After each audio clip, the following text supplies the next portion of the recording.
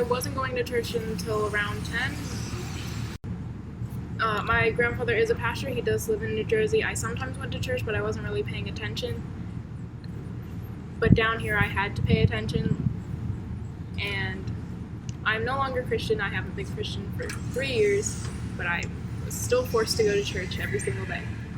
What terrified me the most, or just what is my trauma, is general, frowned upon queerness. It wasn't exactly frowned upon in the church that I went to, but there was this one homophobic, guest pastor that would come in, and he would sometimes, hint towards homophobia, and I would always just be uncomfy and simply just be turned off and not listen to the sermon after that.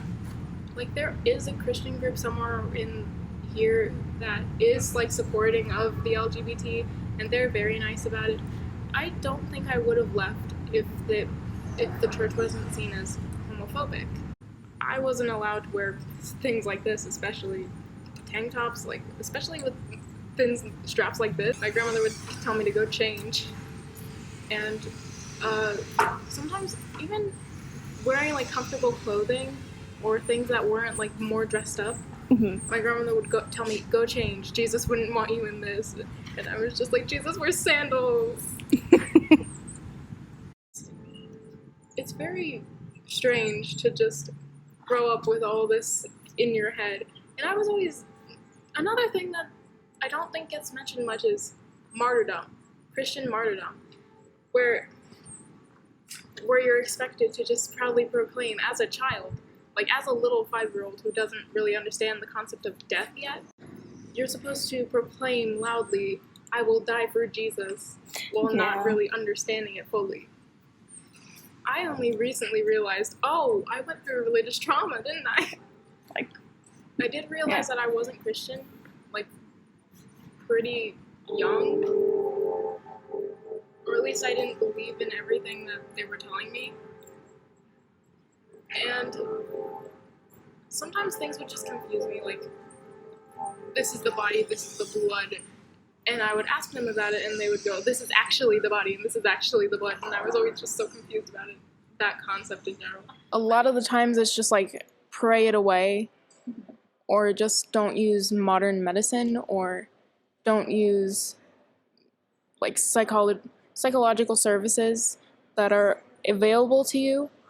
I've been told to you can pray away your anxiety, and that's not how it works. It's very hard when you used to be Christian and now you're pagan. It's very hard to not think, they hate, my gods hate me.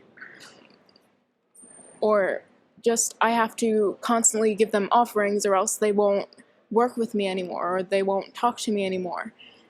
It's very hard when you were with a God who was you have to constantly be praying, or else you're a bad Christian. And I remember being a kid and constantly praying for God to either kill me or to stop my parents from fighting with each other. Neither of those things ever ended. Well, my life didn't end. I took it into my own hands a few times, but my life did not end, and my parents did not stop.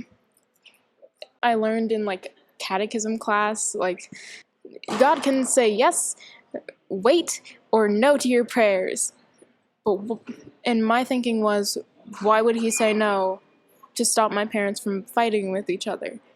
The more questions that I asked and the more that I learned about Christianity, the less it started to make sense to me. It is nice to just to exist, finally being able to exist and be myself, for the most part, not while I'm not in front of my family. If I ever did talk to them about having religious trauma or having trauma related to the church, I don't think my grandmother would believe me. I don't think my grandmother would take it seriously.